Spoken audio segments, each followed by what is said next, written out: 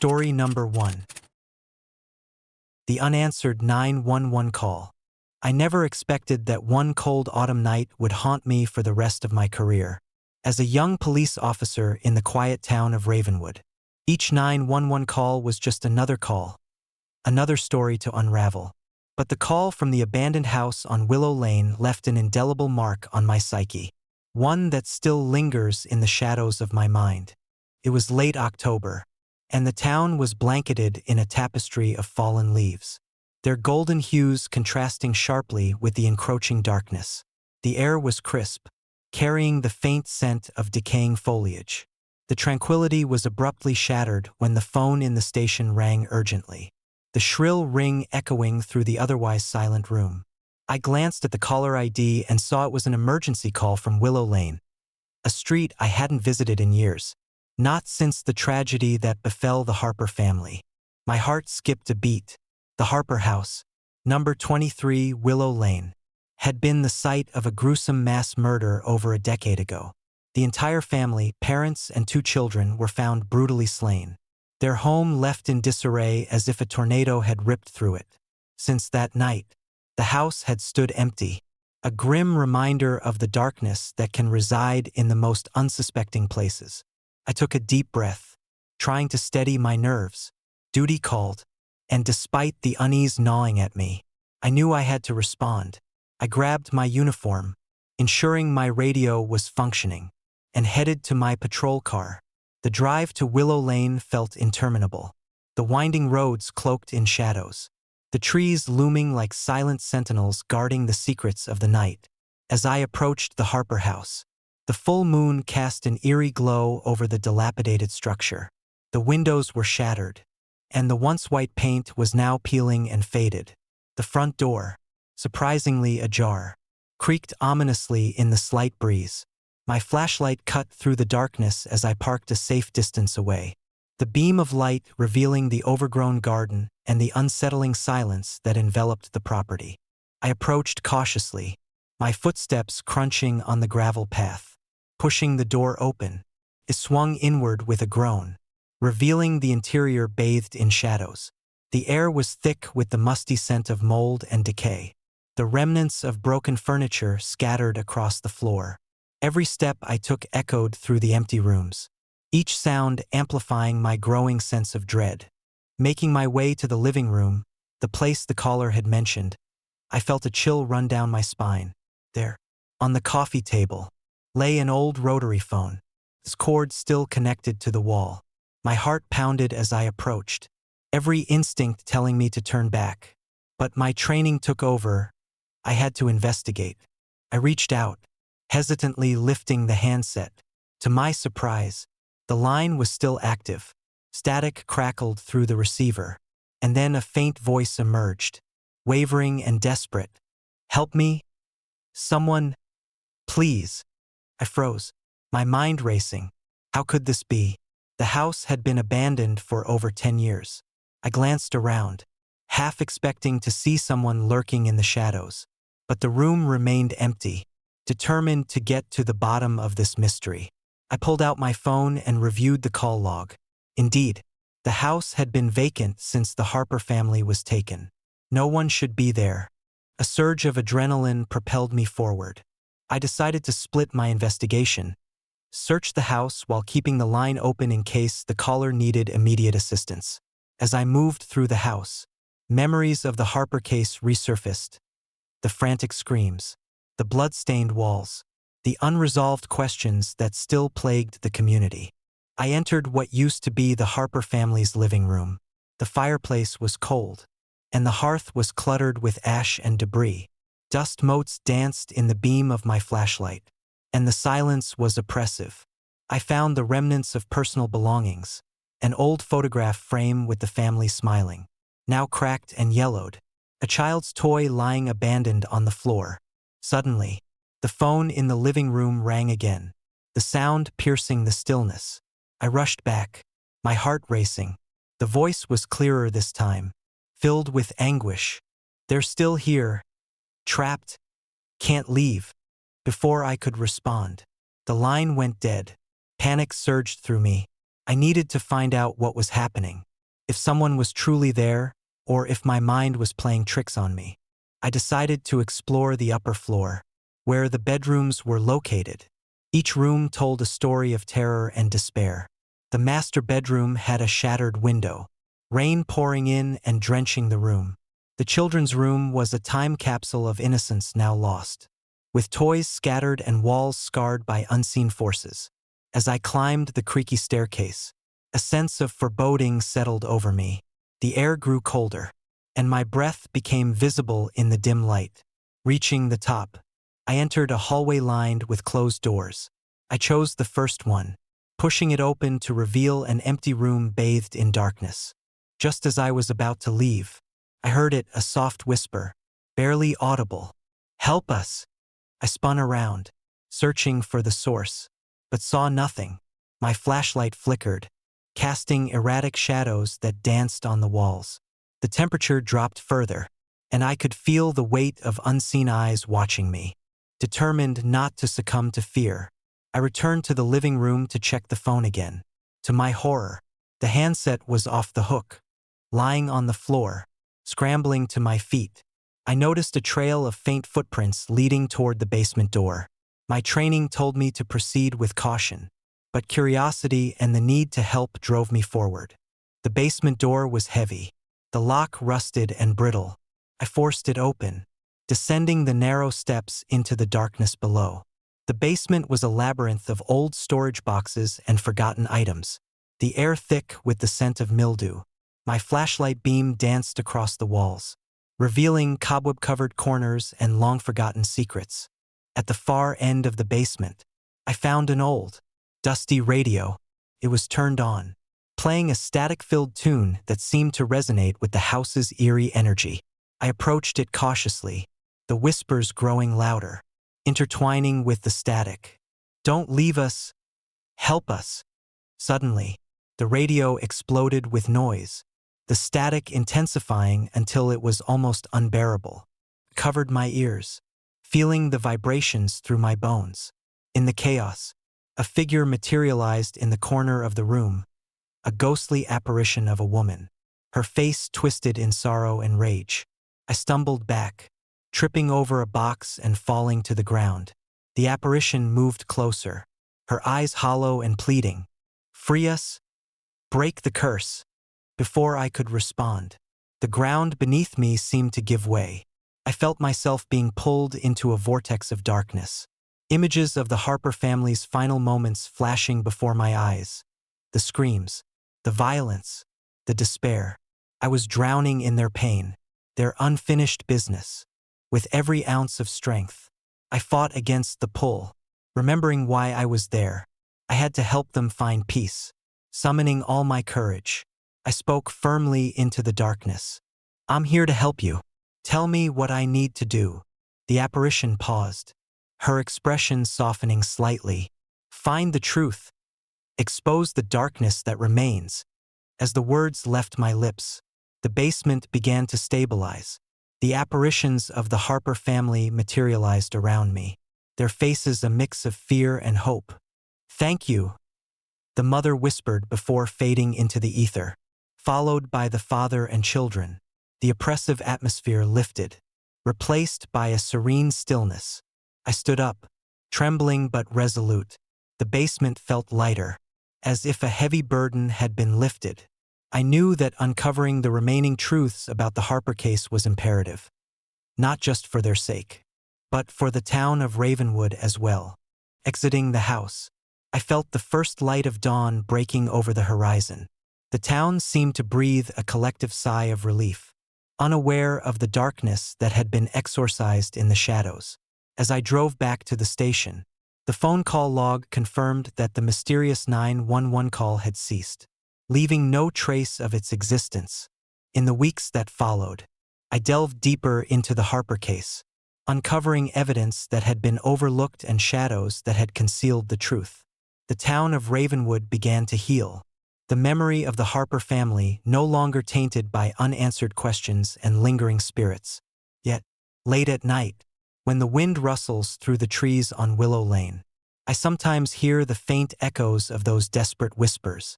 a reminder that some stories never truly end, and that, even in the quietest of towns, darkness can linger, waiting to be confronted by those brave enough to seek the truth.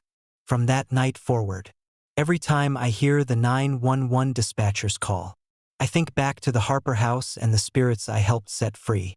It taught me that the line between the living and the dead is thinner than we believe, and that sometimes our duty extends beyond the physical realm. Ravenwood may be quiet now, but I remain ever vigilant, knowing that peace is fragile and the shadows never fully disappear. Story number 2. Shadows in the Forest. I've always been drawn to the quiet solitude of rural Canada. The expansive forests, untouched by the chaos of city life, offer a sense of peace that's hard to find elsewhere.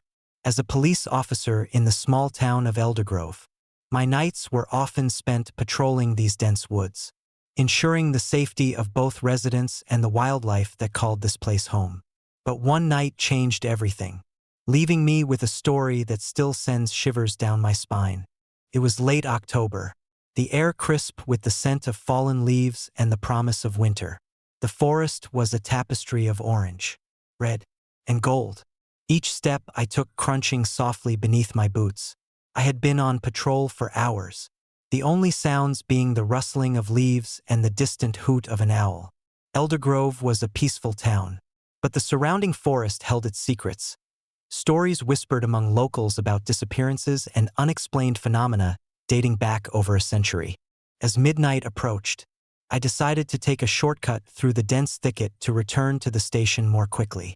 The moon was a thin crescent, barely illuminating the path ahead. My flashlight pierced through the darkness, casting long, eerie shadows that seemed to dance and move with a life of their own. The deeper I ventured, the more the forest felt alive, watching my every move.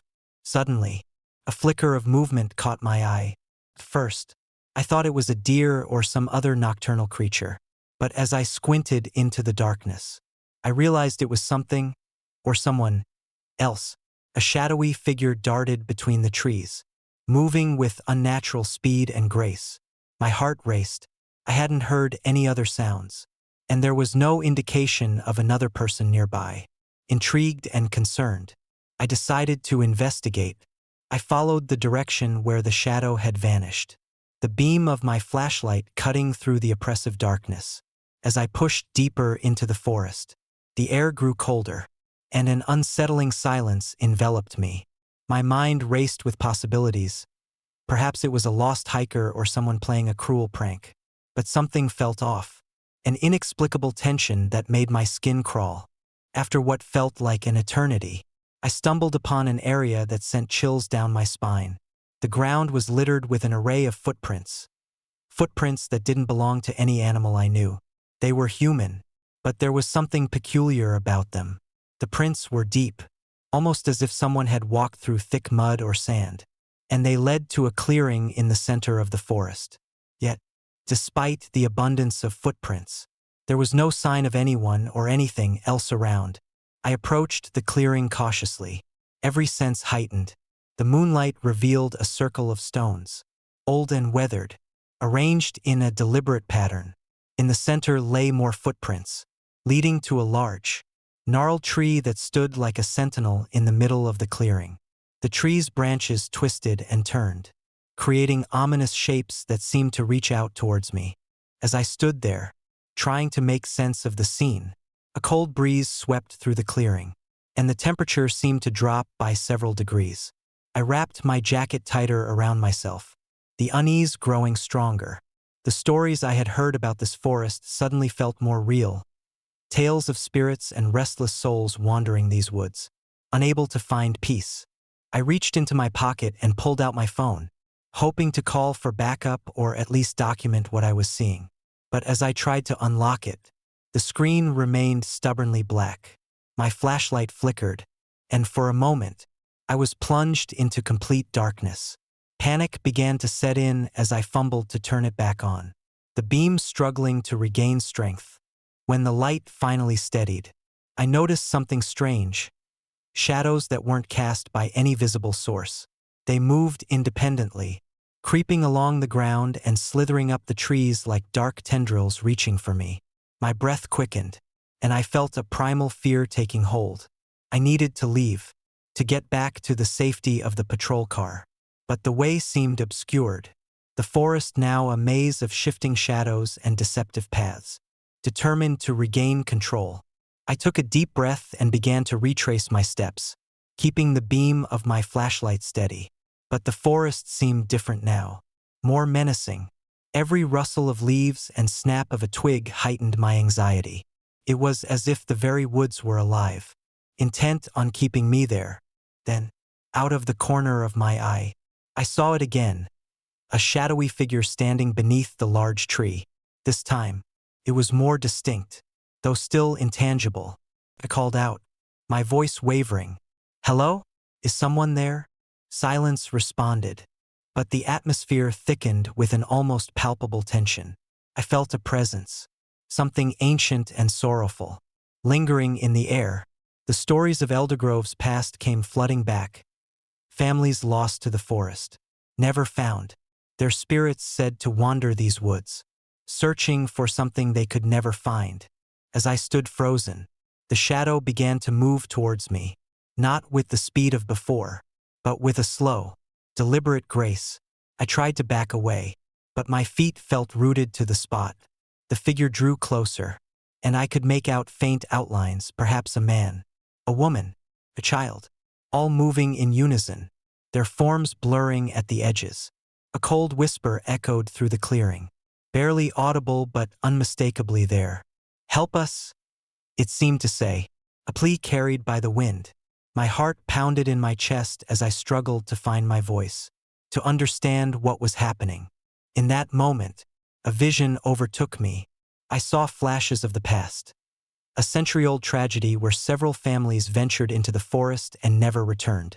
The spirits of those lost souls, trapped between worlds, unable to move on, yearning for someone to remember them, to acknowledge their existence.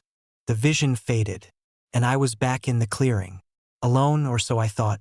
The footprints began to move, converging towards me, leading deeper into the forest. Compelled by a mix of fear and empathy, I followed, hoping to uncover the truth and perhaps bring some measure of peace to these restless spirits.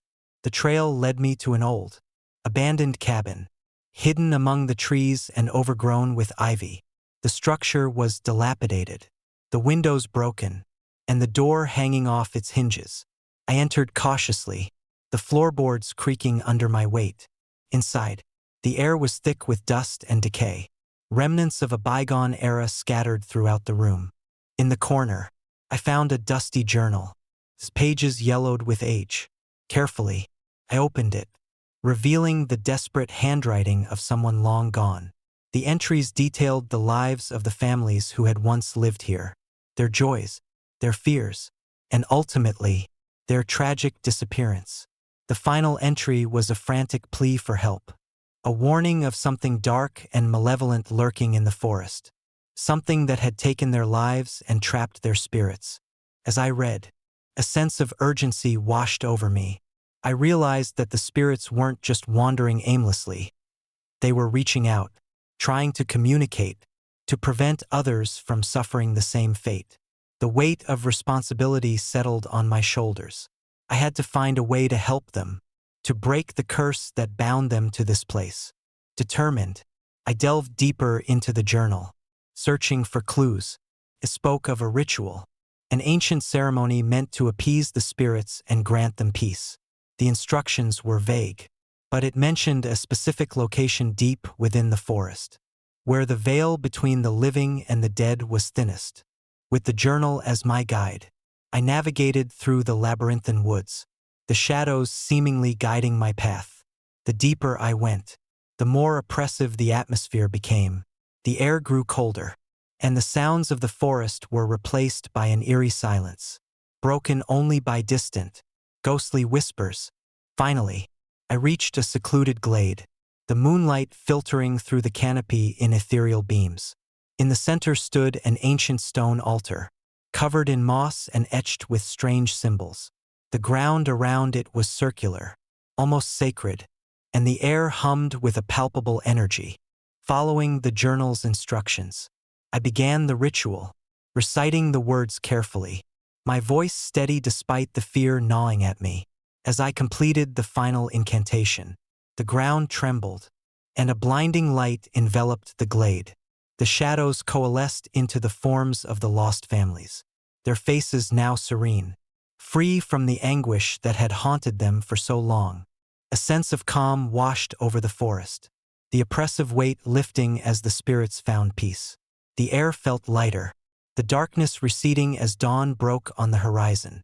I stood there, exhausted but fulfilled, knowing that I had played a part in ending a century-old tragedy. As I made my way back to Eldergrove, the first rays of sunlight pierced through the trees, illuminating the path home. The forest, once filled with secrets and shadows, now felt like a sanctuary, its restless spirits finally at rest. The stories of Eldergrove's past would live on, but no longer would they be shrouded in fear and mystery. That night, I learned that some places hold more than just trees and wildlife. They hold memories, emotions, and stories that transcend time. The forest of Eldergrove, with its haunting beauty, was a testament to that truth. And as I continued my patrols, I carried with me the knowledge that even in the darkest of places, there is hope, and sometimes, a single person can make a difference in bringing peace to those who cannot find it themselves. Years have passed since that night, and Eldergrove remains a peaceful town. Its forest no longer whispered about in fearful tones but respected for its history and the lives lost within its depths. I often find myself walking through the woods, the memory of that night still vivid, a reminder of the thin veil between our world and the next. Sometimes, when the wind rustles through the trees just right, I swear I can hear faint whispers carried on the breeze. A thank you from the spirits I helped set free. It's a comforting thought, knowing that I played a part in their journey, helping them find the peace they deserved. The shadows in the forest no longer hold the same fear they once did. Instead, they stand as silent guardians of the past, a testament to the resilience of both the living and the dead. And as long as I continue to patrol these woods, I'll remain vigilant, ready to listen to the whispers of the forest and honor the memories of those who came before. In the end, the forest of Eldergrove taught me that every story, no matter how dark, has the potential for resolution and peace. It reminded me that our duty as protectors extends beyond the physical realm, reaching into the hearts and souls of those who came before us. And as I walk these woods each night, I carry with me the echoes of their stories, a haunting yet beautiful symphony that keeps their memories alive. Story number 3. Dolls in the Burning House. The night air was thick with the acrid scent of smoke as the fire trucks and police cars converged on the old Victorian house at the end of Lexington Avenue. I had been a firefighter for 15 years, but nothing could have prepared me for the scene that awaited us. The blaze had consumed most of the structure, turning it into a glowing inferno that danced against the dark New York skyline. My partner, Mike, and I donned our protective gear, the heat searing our faces even before we stepped through the charred remains of the front door. "Stay sharp, Mike," I warned, my voice muffled by the mask. "We don't know what's inside." The interior was a chaotic mix of collapsing beams and falling debris. Flames licked at the edges of the room, casting eerie shadows that seemed to move with a life of their own. As we navigated through the wreckage, the sound of crackling wood and the distant sirens of ambulances filled the air. The house had been abandoned for years, but the fire had reignited long-buried secrets. We made our way to what appeared to be the living room, the heart of the inferno. Amidst the destruction, something caught my eye, a partially collapsed bookshelf that had shielded a small door leading to the basement. We exchanged a glance, both sensing that this was where the real story lay. Mike nodded towards the doorway. "I'll go first. You cover me." I watched as he descended the makeshift staircase, the heat intensifying with each step. Moments later, he called out, his voice tinged with unease. "There's something down here." We followed. the basement revealing a stark contrast to the burning upper floors. The air was cooler, but heavy with the smell of old wood and something else, something metallic. Our flashlights swept the room, revealing rows upon rows of dolls meticulously arranged on shelves. Each doll had wide, glassy eyes that seemed to follow our every move, their porcelain faces untouched by the flames that had ravaged the rest of the house. "Damn," Mike breathed, stepping closer to inspect them. "Why aren't they damaged?" I couldn't shake the feeling that we were being watched. The dolls were positioned as if they were all staring towards the entrance, their tiny hands frozen in silent greeting or perhaps warning. My heart pounded in my chest as I reached out to touch one of them, the coolness of the porcelain sending a chill down my spine. "Let's get these out," I suggested, trying to mask the unease in my voice. There might be something valuable here. As we began carefully removing the dolls, the temperature in the basement seemed to drop. My breath became visible, and an oppressive silence settled over us. Suddenly, the room plunged into darkness as our flashlights flickered and died. Panic surged through me, and I fumbled for my phone, only to find it dead as well. "Mike, what's going on?" I whispered, my voice barely audible. Before he could respond, a soft, almost imperceptible giggle echoed through the room. I spun around, my heart racing, but saw nothing. The dolls remained motionless, their eyes still fixed on the doorway. Then, one by one, their heads began to turn, following us as we stood frozen in fear. "Get out of here," Mike shouted, finally regaining his flashlight, which flickered back to life, casting long shadows that seemed to stretch towards us. But the doll's gaze was unbroken, their expressions eerily serene. I backed away, my instincts screaming to flee, but my legs felt like lead. The room seemed to close in around us, the walls pressing tighter as if the house itself was trying to trap us. Desperate, I grabbed Mike's arm, pulling him towards the exit. As we stumbled up the stairs, the sound of tiny footsteps echoed below, the dolls somehow following our every move. Bursting into the living room, we were met with the full fury of the flames once more. The heat was unbearable, and the smoke thickened, making it hard to breathe. I could hear faint whispers, like children playing just out of sight, their voices blending with the crackling fire. "We need to go. Now," Mike shouted, dragging me towards the front door.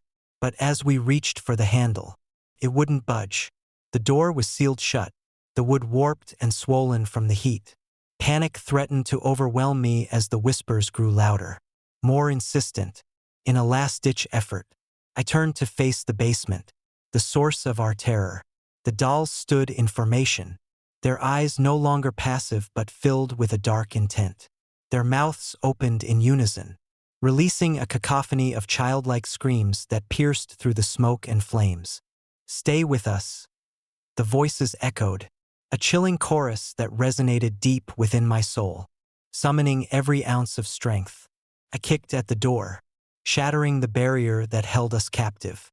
We tumbled out into the night, gasping for fresh air, the house collapsing behind us in a final, fiery implosion.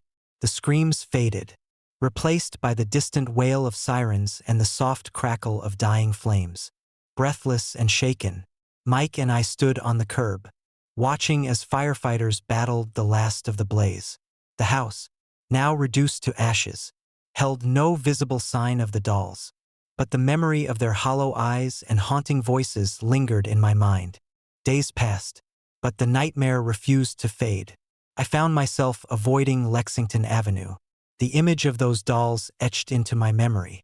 Sleep eluded me as I replayed the events, the whispers echoing in my dreams, a constant reminder of the night the dolls came alive. Determined to understand, I delved into the history of the house. What I uncovered was a tale of tragedy and obsession.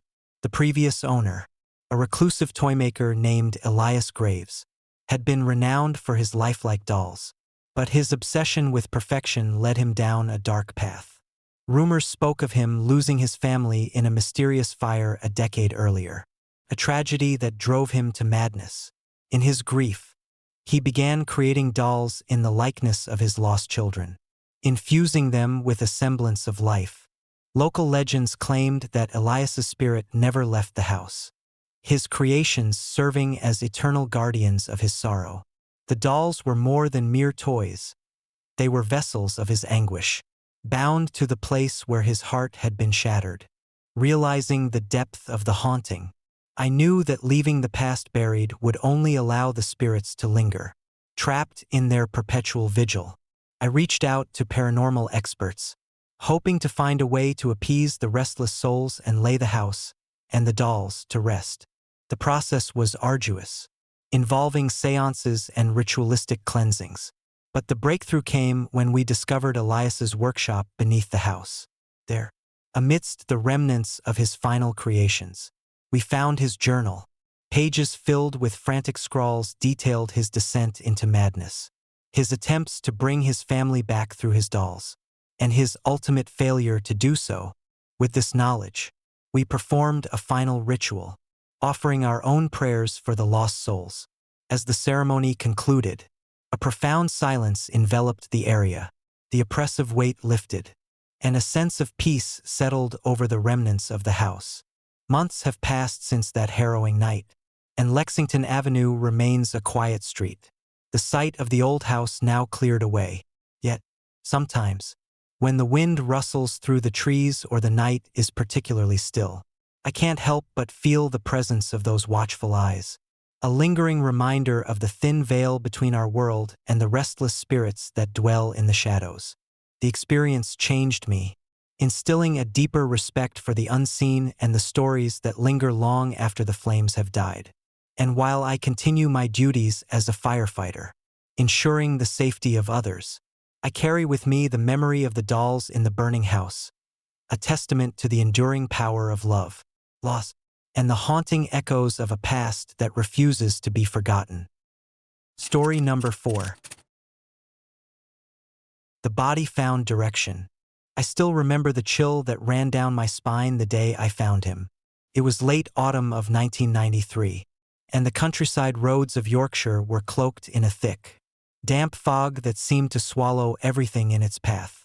As a rookie police officer with the West Yorkshire Police, I had been assigned to patrol the lesser-traveled highways, hoping the quiet would help me hone my skills. Little did I know, that night would mark the beginning of a haunting mystery that would stay with me for the rest of my life. It was nearing midnight when my cruiser's sirens pierced the silence of the rural expanse. A frantic call had come in about a body found on the M62 motorway. Adrenaline surged through me as I sped towards the location, the headlights cutting through the dense mist. The road was nearly deserted. The only signs of life, the occasional distant headlights and the flickering glow of roadside lanterns. When I arrived, the scene was cordoned off with yellow tape, illuminated by the harsh glare of floodlights. A uniformed detective, Detective Inspector Margaret Hargreaves, was already there, speaking in hushed tones with a coroner's team. Her stern face and no-nonsense demeanor had earned her respect within the department, and I felt a mix of awe and nervousness as I approached her. "Evening, officer," she greeted without looking up. "Glad you could make it." "Evening, D.I. Hargreaves," I replied, trying to steady my voice. "What do we have here?" She finally turned to me, her piercing blue eyes meeting mine. "Male, mid-30s, no ID on him. Looks like he was hit by a vehicle. But there's something odd about this case." I stepped closer, peering down at the lifeless form sprawled on the asphalt. The man was dressed in a tattered coat, his shoes worn and muddy, but what caught my attention was the folded piece of paper clutched tightly in his hand. It was an old, yellowed sheet of paper, the edges frayed and stained with what appeared to be dried blood. "Can I see that?" I asked, pointing to the paper. Margaret handed it over, her expression inscrutable. I unfolded the brittle sheet, revealing a hastily scrawled address. Rosewood Manor, Blackthorn Lane, Haworth. My heart skipped a beat. Rosewood Manor was a place shrouded in local legends, stories of hauntings and disappearances dating back centuries. It had been abandoned for years, The grand estate now nothing more than a decaying relic swallowed by overgrown ivy and shadowed by towering oaks. Why would he have this? I pondered aloud. Margaret shook her head. That's what we're here to find out. The body was discovered a mile east of the manor. No one knows how this paper ended up with him, especially since he was found so far from where he was likely attacked. As the coroner began his examination, I couldn't shake the feeling that there was more to this man's death than met the eye. The area around Rosewood Manor had always been a source of unease for the locals. Stories of ghostly apparitions and eerie sounds kept people away, especially after dark. But what could have drawn this man to such a forsaken place? The investigation began the next morning. I joined D.I. Hargreaves and a small team as we approached Rosewood Manor. The manor stood imposingly against the gray sky, its once majestic facade now marred by time and neglect. Windows were shattered, and the heavy wooden doors hung crookedly on their hinges. The air was thick with the scent of damp earth and decaying wood. "We need to find out who he was and why he was here," Margaret stated, her voice cutting through the oppressive silence. "Start by checking the manor and the surrounding area for any clues." We split into pairs, scouring the grounds for any sign of the victim or the circumstances leading to his death. I wandered through the overgrown gardens, the path littered with fallen leaves and broken branches. The manor seemed to watch us, its dark windows like empty eyes staring into our souls. As I approached the back of the house, I noticed a broken window that seemed more recent than the rest. Carefully, I climbed through the shattered opening, flashlight in hand. The interior was cold and musty, the air heavy with the remnants of past lives. Dust danced in the beam of my light as I navigated the grand but decaying rooms. In what once must have been the library, I found a study. Bookshelves lined the walls, their contents long since ruined by moisture and mold. On the desk lay a leather-bound journal, its pages yellowed and brittle. I picked it up, flipping through the entries written in neat, precise handwriting. October 12th, 1983. The manor feels alive tonight. Shadows move where there should be none, and whispers echo through the halls. I fear I am not alone. The entries continued, detailing strange occurrences and an increasing sense of dread. The last entry was dated just a week before the manor was abandoned. "I must leave. The spirits grow restless, and I fear for my sanity. Rosewood Manor holds secrets that should never be uncovered." My blood ran cold as I realized the connection. The man we found on the motorway could very well have been searching for answers about Rosewood Manor, perhaps driven by the same haunting forces that drove the previous occupant away. I pocketed the journal and made my way back to the group. We reconvened in the main hall, where Margaret was examining the victim's belongings more closely. She looked up as I approached. "Find anything useful?" she asked. I nodded, showing her the journal. "I think we're dealing with something more than a simple accident or attack. This place has a dark history, and it seems our victim was trying to uncover it." Margaret's eyes narrowed as she took the journal. "We need to dig deeper into the manor's past, see if there are any records of what happened here, especially around the time it was abandoned." Over the next few days, we delved into archives and old newspaper clippings, piecing together the manor's troubled history. Rosewood Manor had been the home of the Blackthorn family, a lineage marked by tragedy and scandal. In 1983, just a decade before our discovery, the family had mysteriously disappeared without a trace. The estate was sealed off, rumors swirling about curses and vengeful spirits. As we dug deeper, strange things began to happen around us. Equipment malfunctioned, shadows seemed to linger a little too long, and an oppressive sense of being watched never left our minds. It was as if the manor itself was trying to protect its secrets, pushing us away from the truth. One night, after hours of research in the station, couldn't sleep. The address on the note kept playing in my mind. I decided to take a late-night drive back to Rosewood Manor, hoping to find something I'd missed. The roads were deserted, the fog thicker than ever, creating an almost otherworldly atmosphere. As I approached the manor, my headlights revealed a faint glow emanating from one of the upper windows. Heart pounding, I parked a safe distance away and grabbed my flashlight. The glow seemed unnatural, pulsating with a rhythmic intensity that sent shivers down my spine. Steeling myself, I approached the building, the beam of my flashlight cutting through the darkness. The window from which the light emanated was now intact, as if it had never been broken. I pressed my ear against the cold glass, hearing faint chanting and the sound of hurried footsteps. Without thinking, I pushed the door open, which swung shut behind me with a thunderous bang. The interior was illuminated by candles arranged in a circle, their flames flickering and casting eerie shadows on the walls. In the center stood a figure cloaked in black, face obscured by a hood. "You shouldn't be here," the figure intoned, voice echoing unnaturally in the confined space. I took a step back, trying to steady my nerves. "Who are you? What's happening here?" The figure raised a hand, and the candle's flames grew brighter, the shadows dancing more wildly. "The manor demands its secrets. You seek answers, but some truths are better left buried."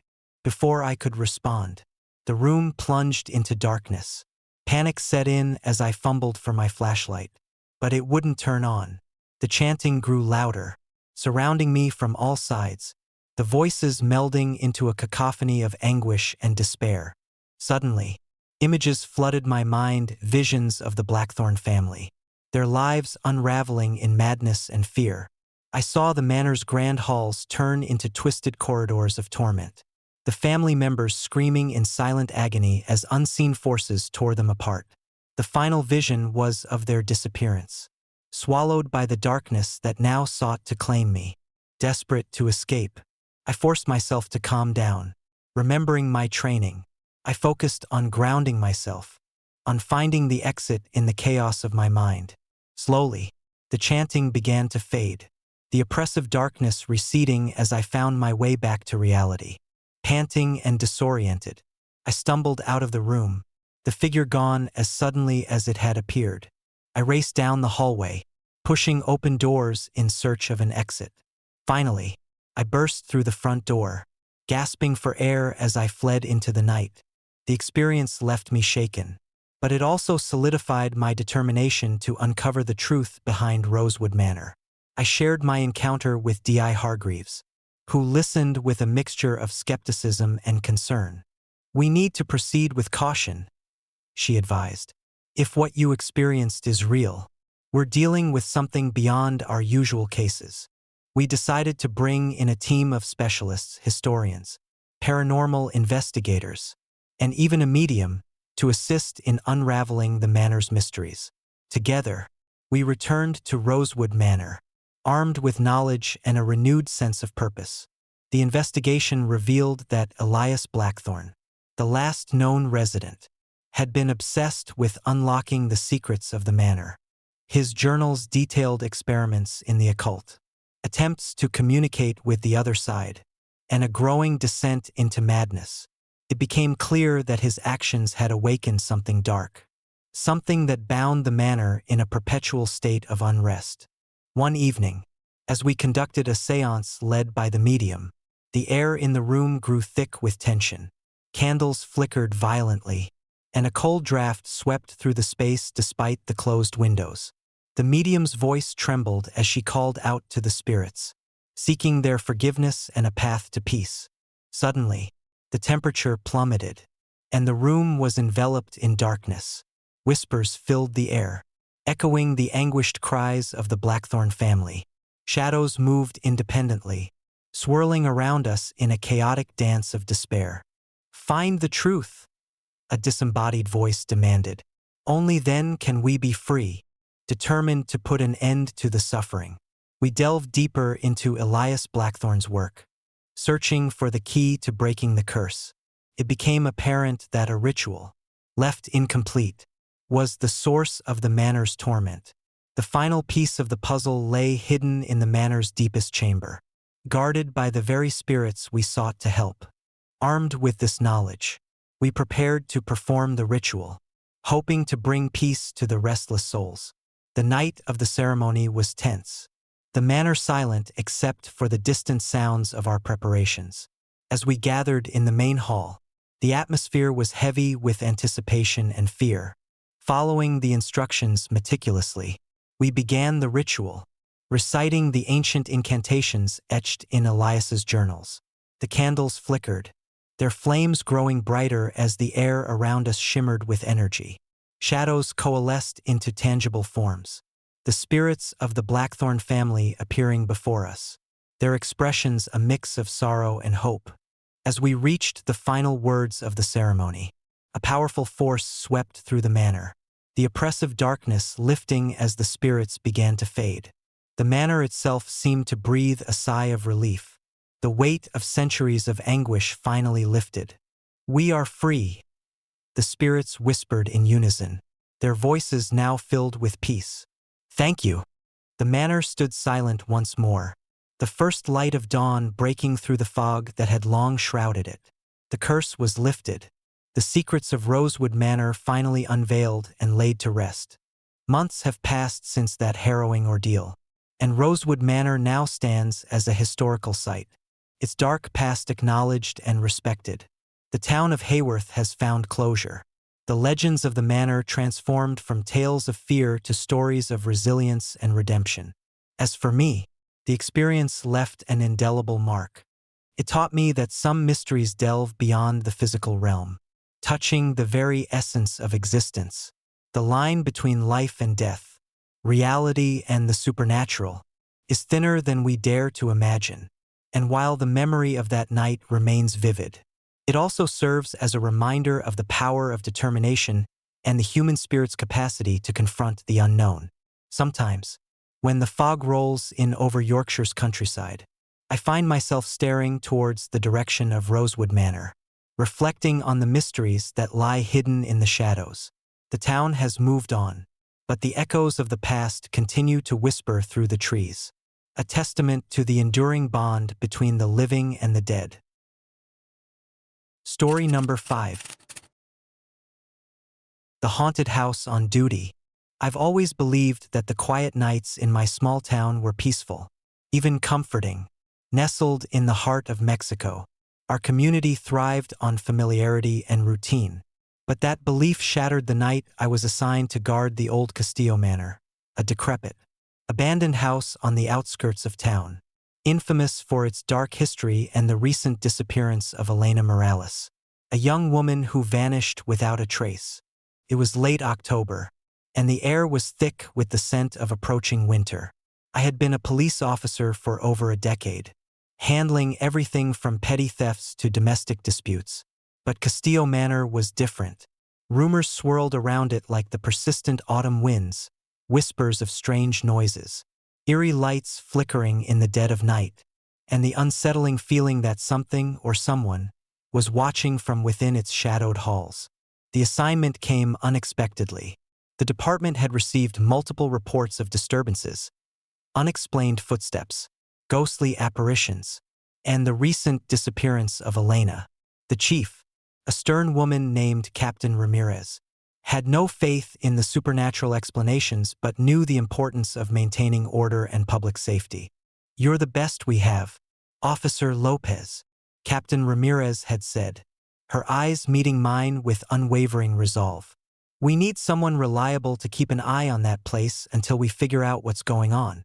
I nodded, accepting the duty with a mix of skepticism and curiosity. As I drove towards Castillo Manor, the sun dipped below the horizon, casting long, ominous shadows across the landscape. The manor stood like a relic from another era, its once grand facade now crumbling and overgrown with ivy. Tall, twisted trees surrounded the property, their bare branches reaching out like skeletal fingers. The front gate creaked open as I approached, the sound echoing through the still night. I parked my patrol car a safe distance away and made my way to the entrance, flashlight in hand. The door was ajar, swaying gently in the breeze. I pushed it open cautiously, the hinges groaning in protest. Inside, the air was thick with dust and the lingering scent of decay. Moonlight streamed through broken windows, casting eerie patterns on the floor. The house was a labyrinth of rooms, each more dilapidated than the last. I set up a small monitoring station in what used to be the living room, placing my flashlight, radio, and a few other essentials on a makeshift table. As the night deepened, the silence was almost oppressive. Every creak and groan of the house seemed amplified, and I couldn't shake the feeling that I wasn't alone. I tried to focus on my task, keeping an eye on the perimeter and listening for any unusual sounds. Around midnight, the first disturbance occurred. I heard footsteps echoing from the upper floor, slow, deliberate, as if someone was pacing the halls. My heart quickened, and I grabbed my flashlight, ascending the grand staircase with cautious steps. The upper floor was even more dilapidated, the wallpaper peeling and the floorboards warped. I reached the end of the hallway, shining my light down a long, narrow corridor. The footsteps had stopped, replaced by a faint whispering that seemed to come from nowhere and everywhere at once. I strained to listen, trying to make out any discernible words, but the sounds remained elusive, like voices carried on the wind. Deciding to investigate further, I moved towards one of the bedrooms. The door was locked, but not firmly. After a few tries, it gave way with a soft click. Inside, the room was barren except for a single, antique mirror hanging on the wall. As I approached, the whispering grew louder, more insistent. I stared into the mirror, expecting to see nothing, but instead, I saw the reflection of a woman standing behind me. I spun around, flashlight beam darting in all directions, but the room was empty, heart pounding. I turned back to the mirror, and the woman was still there, her eyes hollow and pleading. Before I could react, the reflection smiled, a sinister, knowing smile that sent chills down my spine.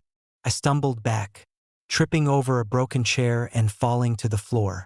The whispering turned into anguished cries, filling the room with a cacophony of sorrow and rage. I scrambled to my feet, knocking over furniture in my haste to escape. As I fled the room, the sounds followed me, growing louder and more frantic. Back in the living room, I tried to steady my breathing, but the fear was palpable. I knew I had to maintain my composure, to keep watch for any further disturbances. Hours passed, each moment stretching into eternity. Just as I began to think the night would pass uneventfully, the basement door creaked open on its own, revealing a dark, foreboding staircase.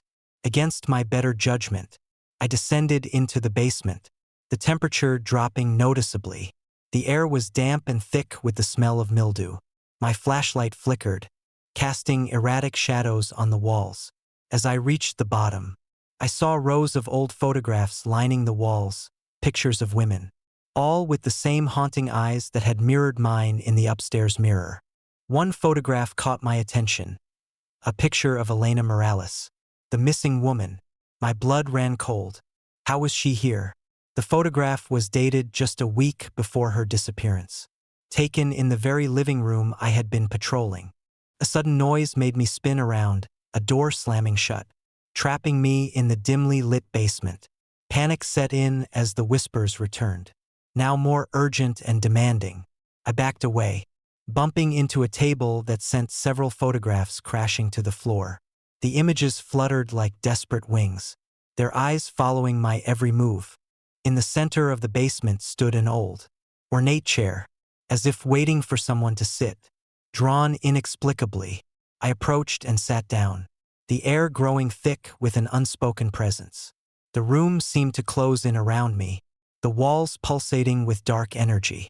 Suddenly, a cold hand grasped my shoulder, and I was pulled into a vision. Flashes of the manor's gruesome past.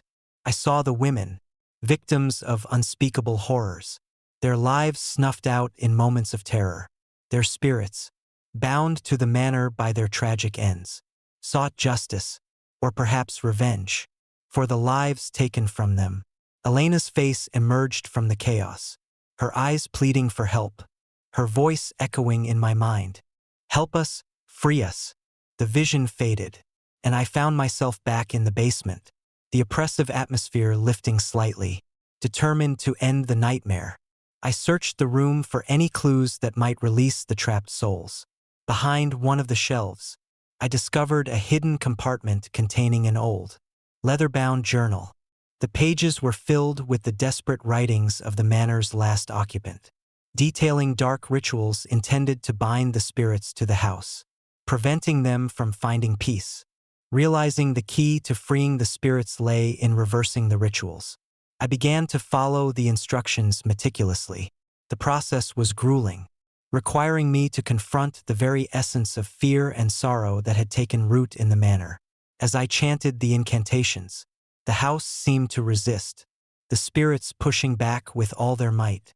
But I persevered, driven by the hope of releasing Elena and the other lost souls.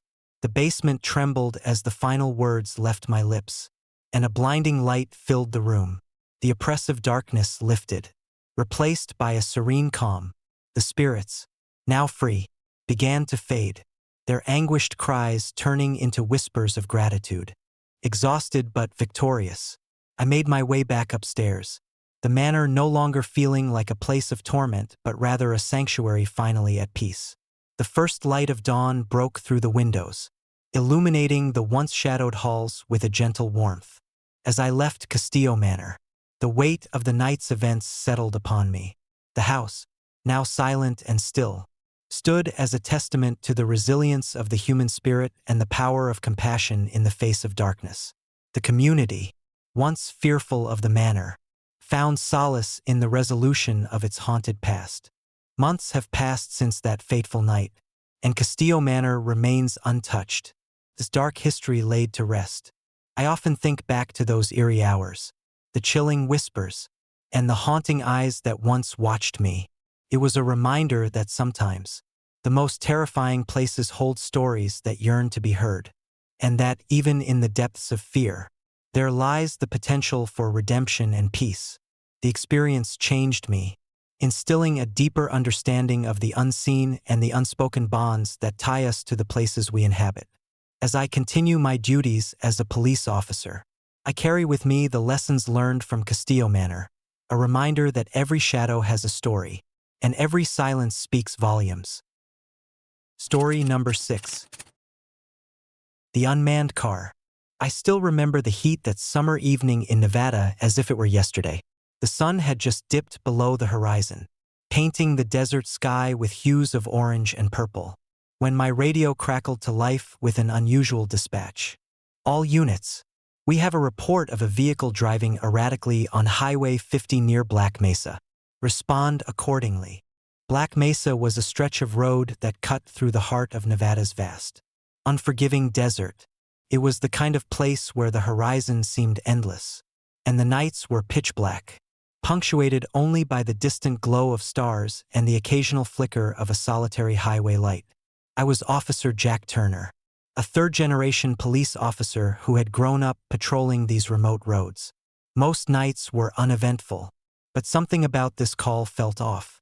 I glanced at my partner, Mike Sanchez, who was already buckling his seatbelt. "Looks like we've got a strange one tonight," he said, his voice betraying a hint of unease. I nodded, starting the cruiser and heading towards Black Mesa.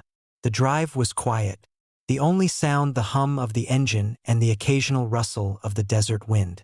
As we approached the reported location, the sky had fully darkened, and the only light came from the intermittent flicker of our patrol car's headlights reflecting off the road. About 20 minutes into our shift, we received another call. "All units, urgent update. Vehicle has stopped on the side of the road. No sign of driver." We exchanged a worried glance before pulling over to investigate. The area was desolate, with nothing but sand and scrub brush stretching out in every direction.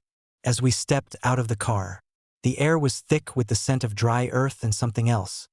Something metallic that made my stomach churn. There, under the harsh glare of our flashlights, sat a silver sedan. It was an older model, probably from the early 90s, with a few dents and scratches that hinted at a recent struggle.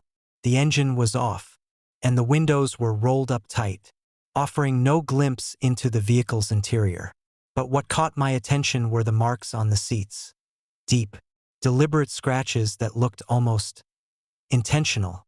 "Let's check it out," Mike suggested, stepping towards the car cautiously. I followed, my hand instinctively reaching for my service weapon. As we approached, a chill ran down my spine despite the oppressive heat. There was an eerie stillness that seemed to envelop the area, as if the desert itself was holding its breath. I circled the car, inspecting every inch for clues. The back door was ajar, and as I peered inside, my flashlight revealed the interior. The seats were shredded, torn apart with violent force. The air inside was thick with the smell of burnt upholstery and something acrid, like chemicals. But the most unsettling part was the back seat, a child's toy car, perfectly intact, placed meticulously amidst the chaos. "What the hell is this?" Mike muttered, joining me in the inspection. He picked up the toy car, turning it over in his hands. It was an exact replica of the sedan we were examining, down to the smallest detail. My heart pounded in my chest as I tried to make sense of the scene. Suddenly, a noise broke the silence, a faint, almost imperceptible humming sound coming from inside the sedan. We froze, exchanging worried glances. The sound grew louder, more distinct, like the distant echo of an engine revving. Without warning, the sedan's headlights flickered to life, casting a harsh beam of light across the desolate road. "What the—" I started, but my words were cut off as the car began to move on its own. It lurched forward, tires screeching against the asphalt, veering dangerously close to our patrol vehicle. I reached for the radio, desperate to call for backup. But before I could speak, the sedan stopped abruptly, inches away from us. Mike and I stood there, wide-eyed and trembling, as the car's engine died down, plunging us back into the oppressive darkness. We watched in silence as the sedan's doors creaked open, revealing the empty interior. No sign of a driver or passengers, just the lifeless, empty seats. "Let's get out of here," Mike whispered, his voice barely audible over the lingering hum of the desert night. We backed away slowly, keeping our eyes fixed on the sedan. As we turned to leave, a cold gust of wind swept through the area, carrying with it the faint sound of a child's laughter. It was soft, haunting, and sent shivers down my spine. "Did you hear that?" I asked, my voice shaky. Mike nodded, gripping his flashlight tightly. "Yeah, let's go." As we hurried back to our cruiser, the desert seemed to come alive around us. Shadows danced in the periphery of our vision, and the temperature dropped abruptly. Despite the summer heat, I couldn't shake the feeling that we were being watched, that unseen eyes were tracking our every move. Once inside the car, I fumbled with the radio, finally managing to call for backup. "This is Officer Turner. We need assistance at Highway 50, Black Mesa. Possible vehicle abandonment with unusual circumstances." While we waited for additional units to arrive, we tried to make sense of what we had witnessed. The abandoned sedan, the scratched seats, the lifelike toy car, and the eerie, autonomous behavior of the vehicle. It was all too strange to be dismissed as mere coincidence. As we sat in silence, the radio crackled to life again. "Turner, this is dispatch. We've received similar reports from other areas. Multiple vehicles reported to be moving on their own tonight. No drivers found inside." A knot tightened in my stomach. This wasn't an isolated incident. There was something far more sinister at play, something beyond our understanding. The additional units arrived shortly, and we spread out to secure the area and search for any other abandoned vehicles. As the night wore on, more reports came in, cars moving erratically, doors opening and closing on their own, and eerie noises that defied explanation. It was as if the desert itself was alive with restless spirits, trapped within these metal shells. I couldn't sleep that night, my mind racing with questions and fears. What was causing these phenomena? Were these haunted vehicles, remnants of past tragedies replaying their final moments? Or was something else entirely at work? Something that defied logic and reason. Days turned into weeks, and the incidents continued. each one more unsettling than the last. The community was on edge. The once peaceful desert now a place of fear and mystery. I took it upon myself to investigate further, driven by a need to uncover the truth and put an end to the nightmares that plagued our nights.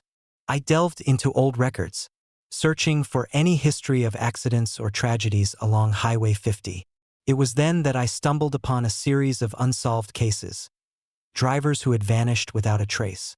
Their vehicles found abandoned in the desert with no sign of their whereabouts. The patterns were too consistent to be mere coincidence, pointing towards something more malevolent at play. One evening, armed with nothing but determination and a flashlight, I returned to Black Mesa.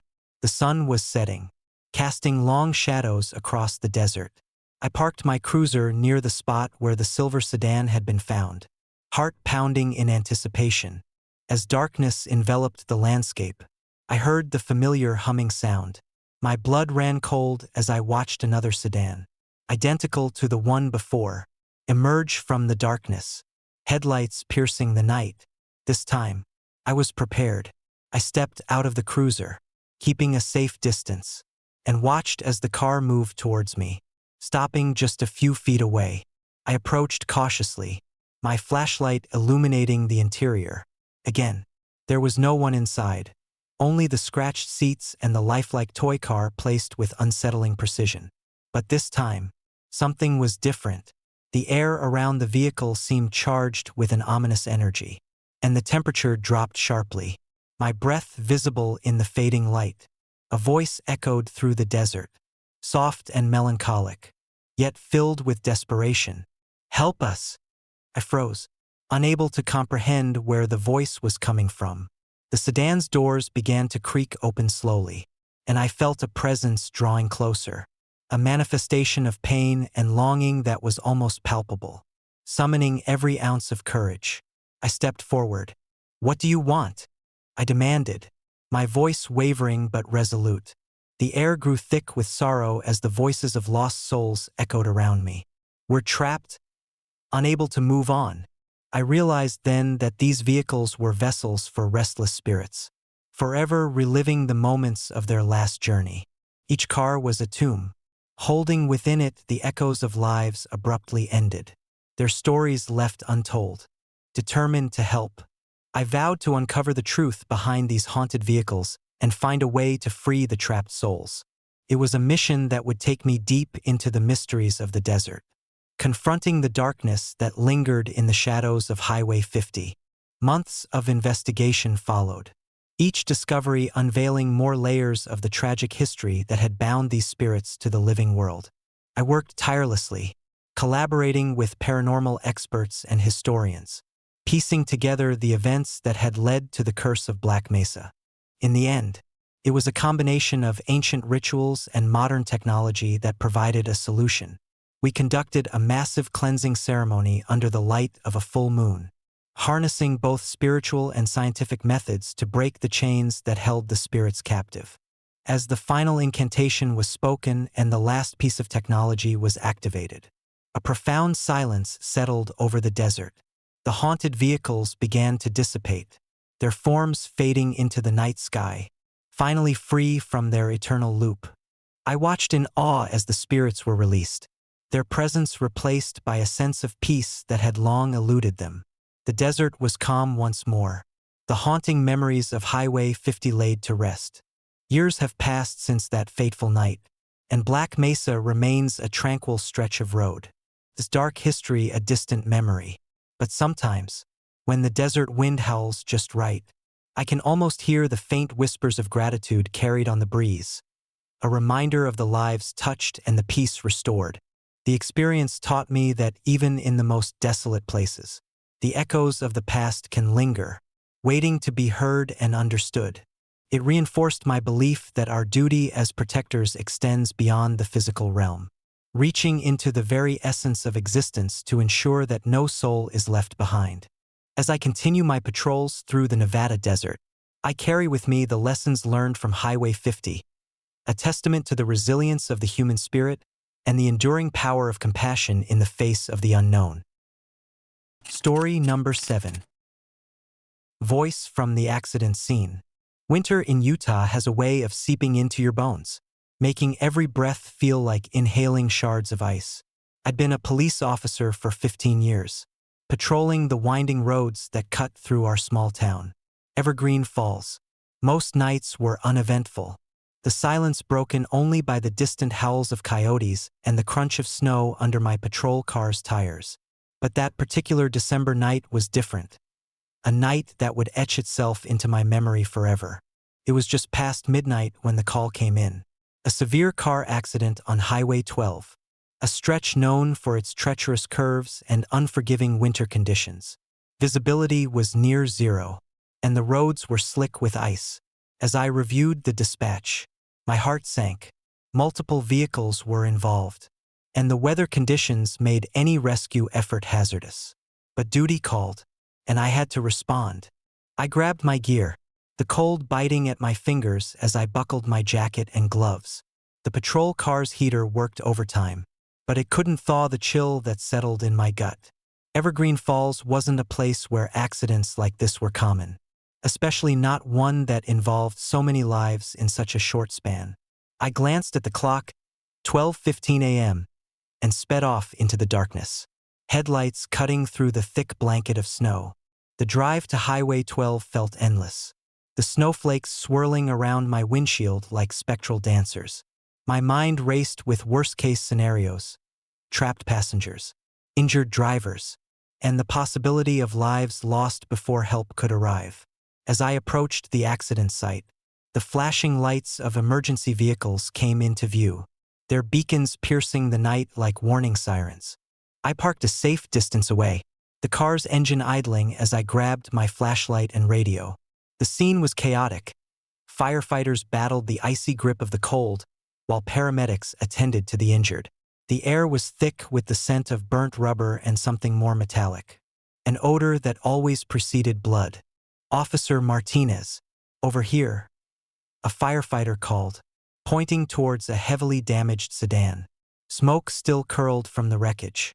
The front end crumpled like paper. I pushed my way through the crowd, my boots crunching on the snow-covered ground, and approached the vehicle. Inside, the sight was harrowing. The driver's seat was crushed, the airbag deployed in a grotesque display. I could see the remains of the passenger in the back, their body contorted unnaturally. My stomach churned as I searched for any signs of life. But it was clear the woman had been dead for hours. Yet, amidst the silence, I heard it, a faint, desperate voice pleading for help. "Help me, please." I froze, my heart pounding in my chest. How was that possible? The woman inside had been gone long before I arrived. I scanned the area, flashlight beam cutting through the darkness. But there was no one around. The voice was ethereal, almost ghostly, and it sent a chill down my spine that had nothing to do with the winter air. "Is anyone there?" I called out, my voice trembling despite my training. No response, just the lingering echoes of that haunting plea. Determined to get to the bottom of this, I radioed for backup and assistance. As I reached into the wreckage to secure the scene, the voice returned, louder this time, filled with anguish and fear. "They're coming, help us." I jerked my hand away, a sense of dread washing over me. The night seemed to grow colder, the shadows deeper, as if the darkness itself was closing in. I couldn't rationalize what I was experiencing. Phantoms of the accident, perhaps, or the woman's spirit trapped in the wreckage. Minutes felt like hours as I waited for additional officers and paramedics to arrive. The emergency lights cast eerie patterns on the snow, turning the scene into something out of a nightmare. I kept hearing whispers, faint but persistent, weaving through the howling wind and the crackling of the distant fire. When my partner, Officer Daniels, arrived, he found me standing by the sedan, eyes wide with a mixture of fear and confusion. "What's wrong, Jack?" he asked, placing a steadying hand on my shoulder. I recounted the experience, my voice barely above a whisper. Daniels listened intently, skepticism etched on his face. "Maybe you're hearing things. Stress, exhaustion. Accidents can take a toll. But deep down, I knew it was more than that. There was something unsettling about that voice, something that defied explanation. The paramedics finished their work, removing the injured and assessing the deceased. But the mystery remained.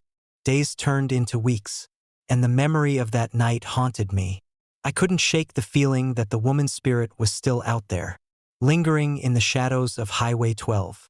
I started noticing small things, objects misplaced in my patrol car, unexplained cold spots, and the occasional whisper when I was alone.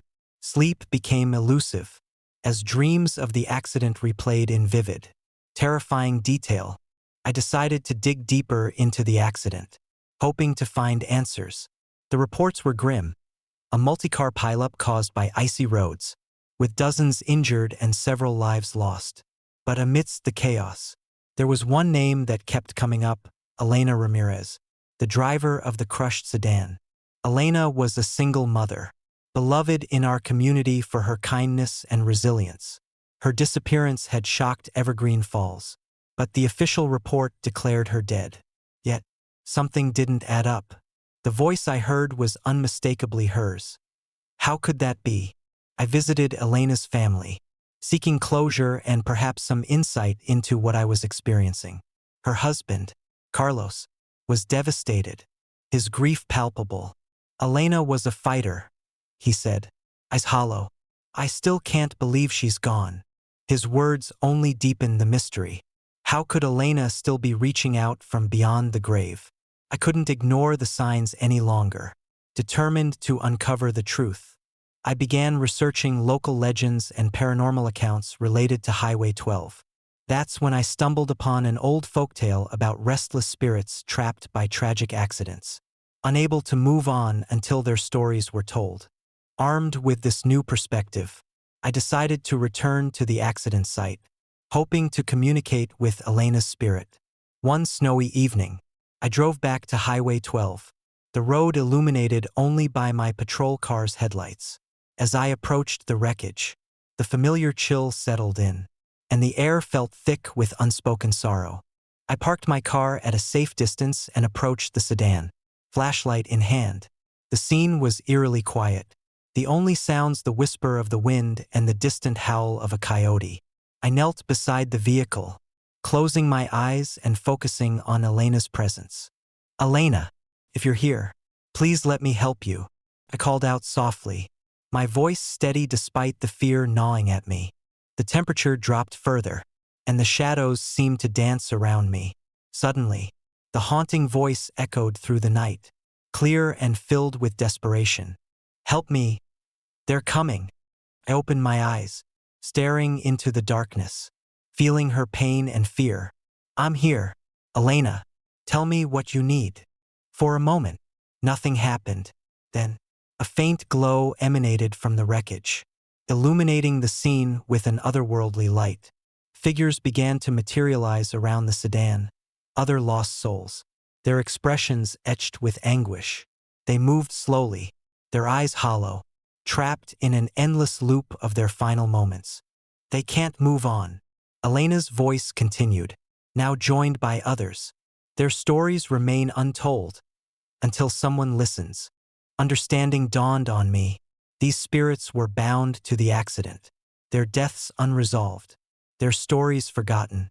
It was my duty to give them a voice, to honor their lives by ensuring their stories were heard and remembered. I spent countless nights visiting the site, documenting the experiences and sharing their stories with the community.